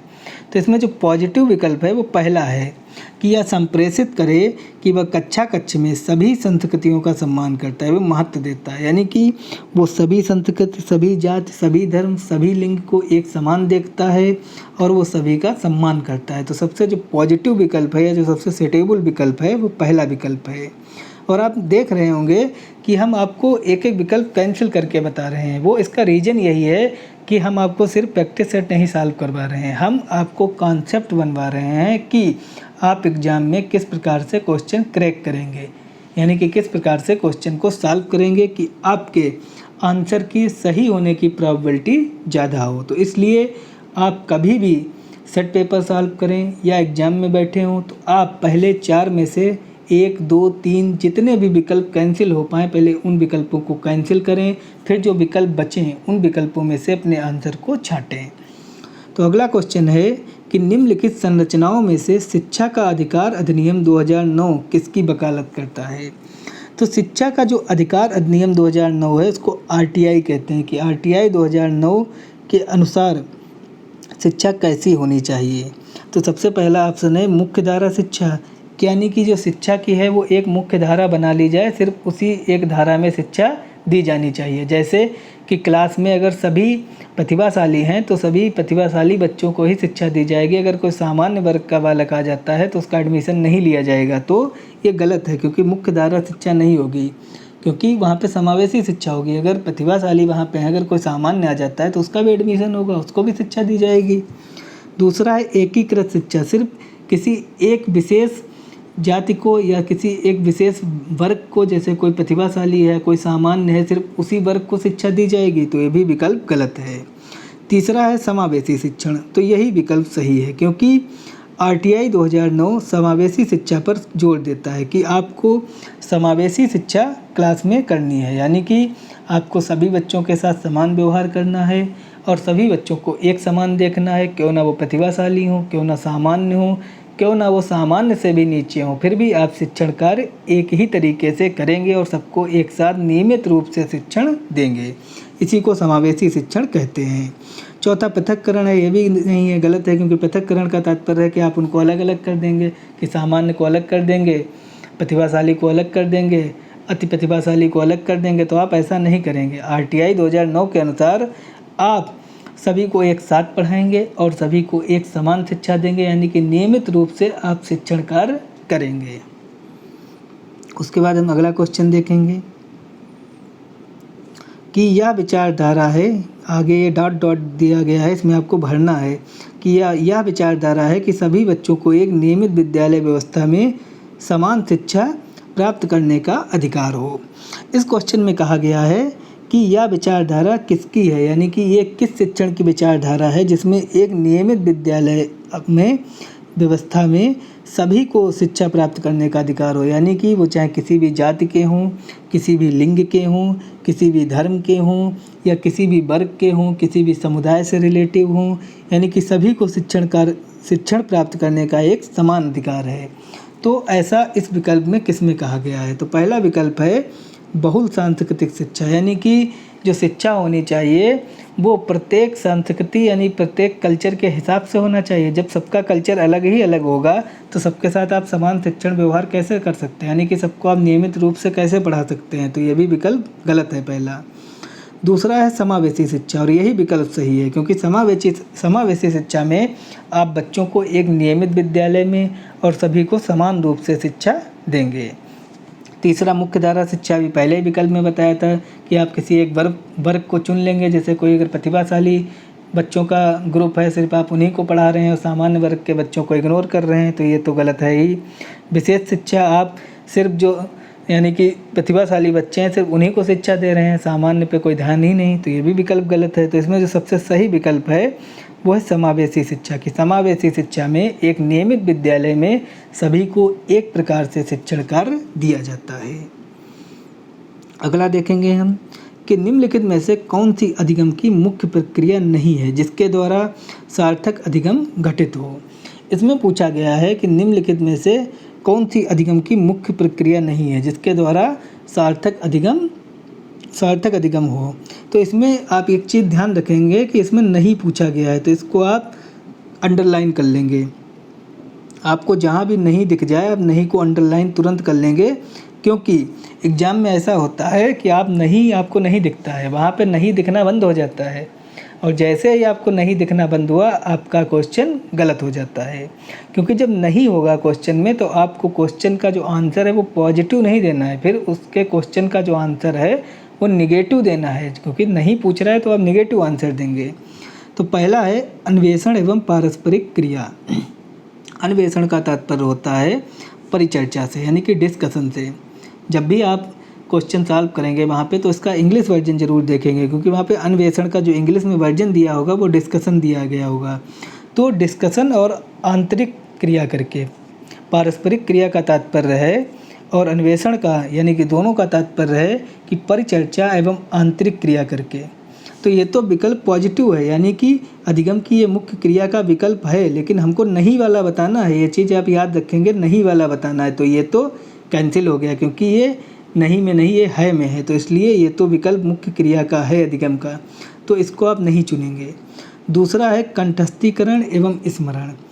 आप चीज़ों को कंठस्थीकरण यानी कि याद कर लेंगे, रट लेंगे और फिर उनको स्मरण कर लेंगे, तो ये चीज़ गलत है, और यही इसका आंसर भी है, क्योंकि यही निगेटिव चीज़ है इसमें कि आपको रटना है। और स्मरण का तात्पर्य होता है कि रिकॉल। आप कोई भी चीज़ कंठस्थ यानी कि रटेंगे नहीं। जो अधिगम की मुख्य प्रक्रिया का जो सार्थक अधिगम का जो घटित यानी कि जो एक कारक है वो एक कंठस्थीकरण और स्मरण नहीं है, तो यही निगेटिव है, तो यही इसका आंसर भी हो गया। लेकिन हम अगले विकल्पों पे भी चर्चा कर लेंगे। पुनरावृत्ति एवं अभ्यास यानी कि रिकॉल और एक्सरसाइज। तो हमें जो अधिगम अगर सुचारू रूप से करना है या जो अधिगम की मुख्य प्रक्रिया है उसमें पुनरावृत्ति और अभ्यास है, यानी कि ये पॉजिटिव है, हमें बताना निगेटिव है, तो इसलिए ये आंसर नहीं है। निर्देश एवं संचालन, और एक अच्छे अधिगम के लिए हमें समय समय पर निर्देश भी देना होगा और संचालन कार्य भी देखना पड़ेगा, तो इसलिए यह भी विकल्प पॉजिटिव है, इसलिए ये भी इसका आंसर नहीं होगा। तो इस जो नहीं का जो है यानी कि जो निगेटिव है वो निगेटिव आपका ये बैठता है। तो आपको निगेटिव निगेटिव चीज़ें मिलानी है, तो इसका जो सही विकल्प है वो दूसरा विकल्प है। उसके बाद देखेंगे हम अगला क्वेश्चन कि बच्चे प्रभावी रूप से सीखते हैं जब। क्वेश्चन दिया गया है कि बच्चे प्रभावी रूप से कब सीखते हैं। तो पहला विकल्प है वे विभिन्न गतिविधियों एवं कार्यों में सक्रिय रूप से भाग लेते हैं। तो यह एक पॉजिटिव है, यानी कि ये जो आंसर दिया गया है, विकल्प दिया गया पहला, ये पॉजिटिव है, इसलिए आप इसको रोक लेंगे। दूसरा है शिक्षक कक्षा में होने वाली सभी घटनाओं व बच्चों को पूर्ण रूप से नियंत्रित करता है। यानी कि अगर एक क्लास टीचर है वो बच्चों को पूर्ण रूप से नियंत्रित कर देता है, यानी कि वो दंड के द्वारा या अपने क्रोध के द्वारा या अपना सत्तात्मक व्यवस्था करके, यानी कि एक तानाशाह के रूप में अपने आप को प्रस्तुत करके और बच्चों को एकदम नियंत्रित कर देता है, यानी कि शांत कर देता है। तो क्या वहाँ पे अधिगम कार्य होगा? क्योंकि अधिगम कार्य होने के लिए दोनों के बीच में अंतःक्रियात्मक क्रिया होनी चाहिए, यानी कि जो बच्चे हैं और जो शिक्षक हैं दोनों में परिचर्चा होनी चाहिए, दोनों में आपस में क्वेश्चन आंसर होने चाहिए, दोनों लोग अपनी अपनी बातें रख सकें, तभी तो प्रभावी रूप से शिक्षण होगा, तभी तो प्रभावी रूप से बच्चे सीखेंगे। तो ये विकल्प निगेटिव है, ये गलत हो गया। वे पाठ्य पुस्तक में दिए गए तथ्यों को याद करते हैं। आपको याद मिला जैसे आपने इसको कैंसिल कर दिया, क्योंकि आप मनोविज्ञान में कोई भी विकल्प ऐसा नहीं टिक करेंगे जिसमें याद करना पूछे। हाँ, अगर यहाँ पे नहीं होता तो ये विकल्प सही होता, क्योंकि निगेटिव का निगेटिव देंगे, पॉजिटिव का पॉजिटिव देंगे, तो ये गलत हो गया। वे श्याम पट पर अध्यापक द्वारा लिखे गए उत्तरों की नकल करते हैं, यानी कि जो टीचर ने है वो श्याम पट पे क्वेश्चन आंसर लिख दिए हैं, उसने उनको कॉपी कर लिया और इसको ही प्रभावी शिक्षण कहेंगे। तो इसको प्रभावी शिक्षण नहीं कहेंगे, ये भी विकल्प गलत हो गया, क्योंकि प्रभावी शिक्षण तो तब होगा जब वो श्याम पट पर लिख दे, फिर जब वो क्वेश्चन आंसर उतार लें, उसके बाद फिर उनसे वो परिचर्चा करें, डिस्कशन करें, दोनों के बीच में जब अंतःक्रियात्मक संबंध बनेगा, दोनों लोग आपस में जब बातचीत करेंगे, तभी तो प्रभावी रूप से शिक्षण होगा। तो इसका जो पॉजिटिव विकल्प है, जो सही विकल्प है, वो पहला है कि वे विभिन्न गतिविधियों एवं कार्यों में सक्रिय रूप से भाग लेंगे। जो यहाँ पे सक्रिय शब्द है ये पॉजिटिव शब्द है, यानी कि सक्रिय का तात्पर्य है जब वो सक्रिय यानी कि जब एक्टिव रूप से, यानी कि वो कंटिन्यू जब भाग लेंगे विभिन्न गतिविधियों में, तो वो ज़्यादा जल्दी सीखेंगे, और यही प्रभावी शिक्षण का एक तरीका भी है। अगला क्वेश्चन देखेंगे कि बच्चों को कक्षा में प्रश्न, यानी कि बच्चों को अगर कक्षा में प्रश्न पूछना है तो उनके प्रति एक शिक्षक का कैसा व्यवहार होना चाहिए। तो सबसे पहला विकल्प दिया गया पूछने से रोकना चाहिए। अगर कोई बच्चा आपसे कोई अपना कन्फ्यूजन दूर करना चाहता है, यानी कि अगर आपने उसको कोई टॉपिक पढ़ाया और उस टॉपिक पर उसे कोई कन्फ्यूजन है, तो वो आपसे क्या कोई क्वेश्चन नहीं कर सकता। अगर वो क्वेश्चन कर रहा है तो आप उसको क्या रोक देंगे? तो ये गलत है, क्योंकि ये निगेटिव है और आपको पॉजिटिव चीज़ का निगेटिव आंसर नहीं देना, तो इसलिए ये विकल्प गलत हो गया। दूसरा है पूछने के लिए हतोत्साहित करना चाहिए, यानी कि वो पूछे ना, इसके लिए उसे हतोत्साहित करना चाहिए, उसको डीमोटिवेट करना चाहिए। तो आप उसको डीमोटिवेट नहीं करेंगे। अगर वो पूछना चाहता है तो आप उसको मोटिवेट करेंगे, आप उसकी प्रशंसा करेंगे कि बहुत अच्छा आपने क्वेश्चन पूछा, तो आपने इतनी हिम्मत दिखाई कि अपने कन्फ्यूजन को हमसे शेयर किया। तो ये भी गलत हो गया, क्योंकि ये निगेटिव थिंकिंग है, ये निगेटिव विकल्प दिया गया है। तीसरा है पूछने की अनुमति नहीं देनी चाहिए। ये भी गलत है कि आप तो बैठे मोबाइल चला रहे हैं और वो कोई क्वेश्चन पूछ रहा है, आपने उसको मना कर दिया, उसको आपने अनुमति ही नहीं दी और उसको डांट के बैठा दिया, क्योंकि आप तो मोबाइल में बिजी हैं अपने। ऐसा नहीं करना है आपको उसे पूछने देना चाहिए। जब अब वो पूछेगा, दोनों के बीच में अंतःक्रियात्मक संबंध होगा, तभी तो बच्चे सीखेंगे, तभी तो प्रभावी रूप से शिक्षण होगा। तो ये तीनों विकल्प जो दिए गए हैं ऊपर से, ये तीनों निगेटिव विकल्प हैं, यानी कि ये इसके आंसर नहीं हो सकते। और जो चौथा विकल्प है वो है पॉजिटिव विकल्प, पूछने के लिए प्रेरित करना चाहिए, यानी कि उन्हें पूछने के लिए प्रेरित करना चाहिए, उन्हें मोटिवेट करना चाहिए कि बहुत अच्छे बेटा, उनकी प्रशंसा करनी चाहिए कि आपको कोई भी कन्फ्यूजन हो आप ऐसे हमसे पूछते रहिए। तो जो इसका सही विकल्प है, जो पॉजिटिव विकल्प है, वो चौथा विकल्प है। उसके बाद हम अगला क्वेश्चन देखेंगे कि जब शिक्षक को विद्यार्थियों एवं उनकी योग्यताओं के बारे में सकारात्मक विश्वास होता है तब विद्यार्थी, इसमें पूछा गया है कि जब शिक्षक को विद्यार्थियों एवं उनकी योग्यताओं के बारे में सकारात्मक विश्वास होता है तब विद्यार्थी का किस प्रकार से विकास होता है। यानी कि जब शिक्षक विद्यार्थियों के प्रति एक पॉजिटिव थिंकिंग बना लेता है तो विद्यार्थी का किस प्रकार से विकास होता है। तो पहला इसमें विकल्प दिया गया है, किसी भी रूप में प्रभावित नहीं होते। ऐसा हो सकता है कि बालक को कोई प्रभाव ही ना पड़े, यानी कि शिक्षक ने एक पॉजिटिव सोच बना ली है कि हाँ बच्चा पढ़ रहा है, सीख रहा है, तो इससे बच्चे पे प्रभाव पड़ेगा, वो चीज़ों को जल्दी सीखेगा। क्योंकि जब आपको एक टीचर का सपोर्ट मिलेगा, उसका सानिध्य मिलेगा, तो आप चीज़ों को जल्दी सीखेंगे, आप पे प्रभाव पड़ेगा। इसमें नहीं, पहली बात तो आप नहीं देख के ही इसको नेगलेक्ट कर देंगे, क्योंकि पॉजिटिव इसमें क्वेश्चन पूछा गया और पॉजिटिव क्वेश्चन का एक नकारात्मक यानी कि निगेटिव आंसर नहीं हो सकता। तो इसलिए ये तो ऑटोमेटिक भी गलत हो गया और प्रभाव पड़ेगा भी, तो इस भी तरीके से ये गलत है। दूसरा है, उत्साह भंग हो जाता है तथा वे दबाव में आ जाते हैं। तो ये भी गलत है, क्योंकि ये निगेटिव थिंकिंग है। ऐसा कैसे हो सकता है कि वे दबाव में आ जाएंगे, फिर तो उन्हें और उत्साह मिल जाएगा, यानी कि फिर तो वो मोटिवेट हो जाएंगे कि अब तो हमारे साथ हमारे टीचर भी हैं, हमारे प्रति उनका एक पॉजिटिव विचार है, यानी कि सकारात्मक थिंकिंग है हमारे प्रति, और हमारे ऊपर उनको विश्वास है। तो जिससे उनके अंदर एक उत्साह बढ़ जाएगा, यानी कि वो मोटिवेट हो जाएंगे और वे दबाव में बिल्कुल नहीं आएंगे। तो ये विकल्प बिल्कुल गलत है। तीसरा है, सीखने के लिए उत्सुक एवं प्रेरित रहते हैं। तो ये विकल्प पॉजिटिव है, इसको आप रोक के रखेंगे। चौथा है, निश्चिंत हो जाते हैं तथा सीखने के लिए वे किसी भी तरह का प्रयास करना बंद कर देते हैं। यानी कि जब टीचर को उन पर बिलीव हो जाता है, यानी कि जब टीचर उनके प्रति एक सकारात्मक विचार अपनाने लगता है, तो क्या वो निश्चिंत हो जाते हैं, यानी कि वो टेंशन फ्री हो गए कि अब तो टीचर हमारे पक्ष में है, टीचर हम पे पॉजिटिव सोच रखता है हमारे लिए, तो हमको नहीं पढ़ना है, हमें सारे प्रयास बंद कर देने हैं, हमें कोई भी अधिगम कार्य नहीं करना है। तो ऐसा विद्यार्थी को करना चाहिए। तो ये विकल्प गलत है, क्योंकि ये निगेटिव है और आपका जो क्वेश्चन है ये पॉजिटिव है। तो इसका जो पॉजिटिव विकल्प है वो है तीसरा, कि सीखने के लिए उत्सुक एवं प्रेरित रहते हैं, यानी कि वो सीखने के लिए और उत्सुक रहते हैं, यानी कि वो मोटिवेट होते रहते हैं और वो प्रेरित होते रहते हैं। आप सबसे पहले क्वेश्चन की बेसिक चीज़ों को देखेंगे कि क्वेश्चन में पूछा क्या जा रहा है। अगर क्वेश्चन में पॉजिटिव चीज़ पूछी जा रही है तो आप विकल्प पॉजिटिव वाला चुनेंगे, अगर क्वेश्चन में नेगेटिव चीज़ पूछी जा रही है तो आप विकल्प में नेगेटिव चुनेंगे। और जो क्वेश्चन पेपर होता है उसमें आपसे ज़्यादा क्वेश्चन पॉजिटिव वाले ही पूछे जाते हैं। तो कभी कभी ऐसा होता है कि आयोग का ट्रेंड होता है, आयोग कभी कभी नेगेटिव चीज़ें पूछने लगता है। आपने देखा होगा 30 में से 20 क्वेश्चन में नहीं दिया होगा, यानी कि फिर आपको नेगेटिव विकल्प चुनने पड़ेंगे। तो इसलिए आप इन चीज़ों को देख लेंगे कि आयोग ने किस प्रकार का ट्रेंड रखा है, किस प्रकार से क्वेश्चन पूछे, पॉजिटिव पूछे तो पॉजिटिव आंसर, नेगेटिव पूछे तो नेगेटिव आंसर। और जो 4 विकल्प दिए गए होंगे, अगर उसमें से पॉजिटिव आंसर पूछ रहा है तो 3 नेगेटिव होंगे। तो इस चीज़ों को आप याद रखेंगे।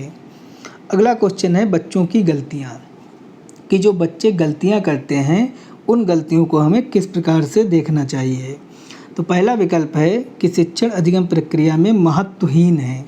महत्वहीन का तात्पर्य है कि उनका कोई महत्व नहीं है, यानी कि ये निगेटिव थिंकिंग है। तो ये गलत, क्योंकि हमें बच्चों की गलतियों को भी पॉजिटिव चीज़ें दिखानी पड़ेंगी। आपको शिक्षण कार्य में यानी कि साइकोलॉजी में बच्चे की कोई भी चीज़ है उसको सकारात्मक तरीके से पेश करना है, यानी कि उसे पॉजिटिव तरीके से पेश करना है। यानी कि उनकी गलतियों को आप नेगेटिव तरीके से नहीं पेश कर सकते, यानी कि जो उनकी गलतियां हैं आप उनको महत्वहीन यानी कि इम्पोर्टेंट लेस नहीं समझ सकते, उनको आप महत्व देंगे। तो इसलिए ये पहला विकल्प गलत है, क्योंकि ये नेगेटिव थिंकिंग रखता है। दूसरा है प्रदर्शित करती है कि बच्चे कितने लापरवाह हैं। आप कहेंगे, अगर किसी बच्चे ने गलती कर दी है तो आप उससे कहेंगे आप लापरवाह हैं, तो आप ऐसा नहीं कहेंगे, क्योंकि आप रियल लाइफ में भले ऐसे कहते हो, लेकिन आप विद्यालय लाइफ में ऐसा नहीं कहेंगे, और ख़ास करके मनोविज्ञान में तो बिल्कुल नहीं कहेंगे, क्योंकि मनोविज्ञान में आपको पॉजिटिव चीज़ें बच्चों के साथ रखनी है, तभी आपका विकल्प सही होगा।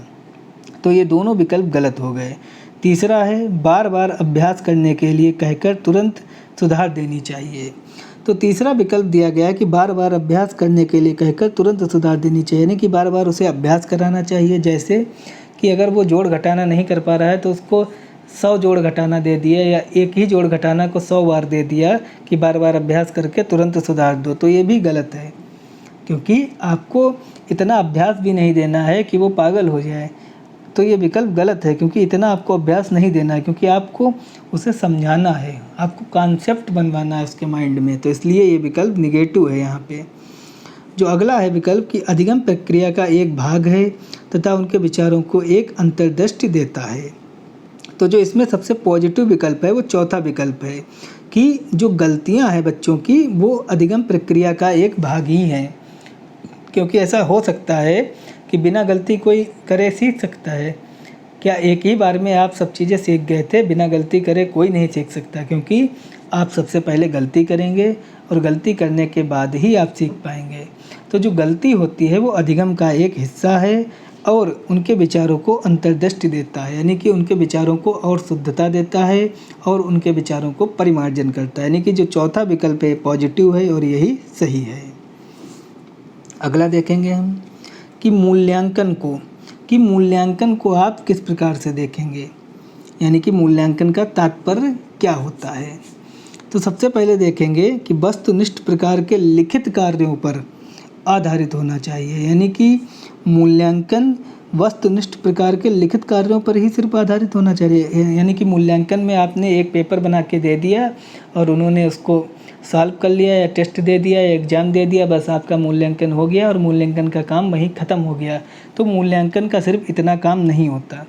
मूल्यांकन का ये काम होता है कि आप पहले उनका टेस्ट लेंगे, फिर जो उनकी कमियां होंगी उनको पहचानेंगे और उन कमियों को पहचान कर आप उनका निदान करेंगे। मूल्यांकन की सही प्रक्रिया ये है, तो ये विकल्प गलत हो गया। दूसरा है एक अलग गतिविधि रूप में लेना चाहिए, यानी कि मूल्यांकन को एक अलग गतिविधि रूप में लेना चाहिए, यानी कि उसको बिल्कुल अलग ही रख देना चाहिए कि मूल्यांकन एक अलग गतिविधि है, यानी कि हमें सिर्फ टेस्ट ले लेना है और बस काम हमारा ख़त्म हो गया, तो ये भी गलत है। तीसरा है शिक्षण अधिगम प्रक्रिया का एक भाग होना चाहिए, तो ये एक पॉजिटिव है, इसलिए इसको रोक के रखेंगे। चौथा है केवल नंबरों के संदर्भ में करना चाहिए। पहली बात तो इसमें केवल लगा है, तो ये तो ऑटोमेटिक गलत हो गया।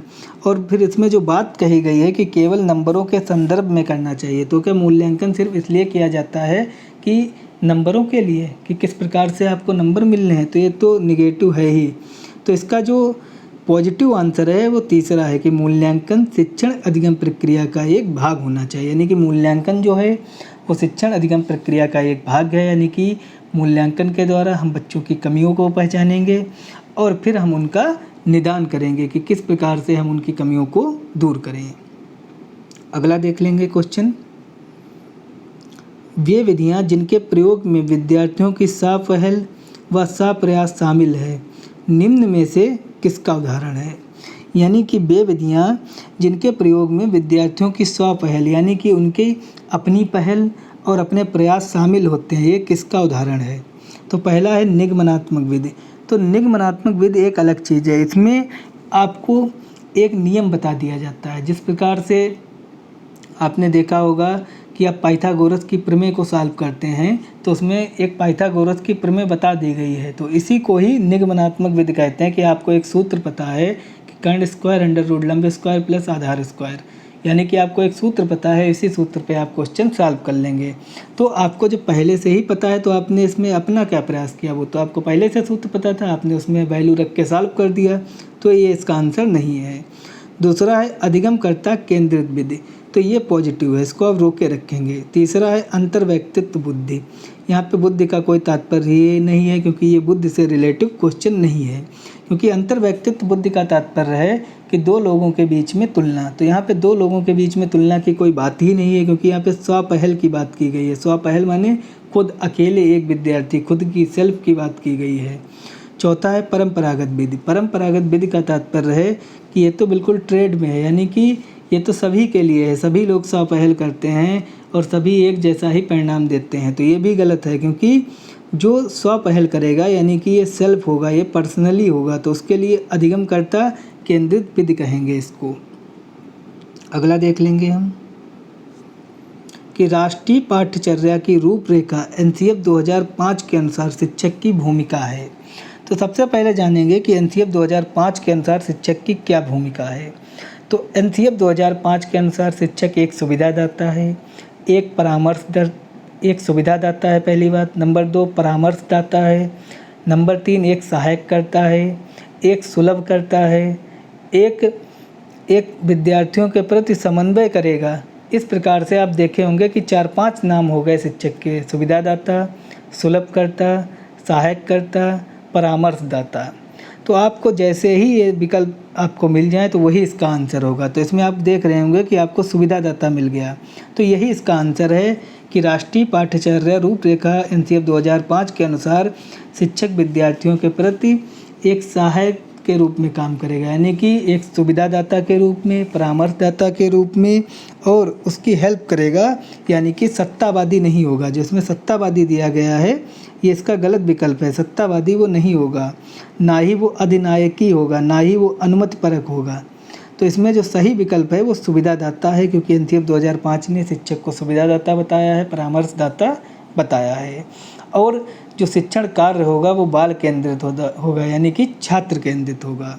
तो आपने देखा होगा इस वीडियो के अंतर्गत कि हमने सभी क्वेश्चनों की बाकायदा व्याख्या की और विस्तृत चर्चा की, क्योंकि आपको रटना नहीं है। आप रट के कोई भी एग्ज़ाम नहीं सॉल्व कर सकते, स्पेशली आप साइकोलॉजी तो बिल्कुल रट के क्रैक नहीं कर सकते। आपको साइकोलॉजी अगर क्रैक करना है तो आपको कॉन्सेप्ट बनाने पड़ेंगे, आपको अवबोधन यानी कि समझ को तैयार करना पड़ेगा। जब आपका कॉन्सेप्ट बन जाएगा तो आप आसानी से चीज़ों को क्लियर कर लेंगे। तो आपने देखा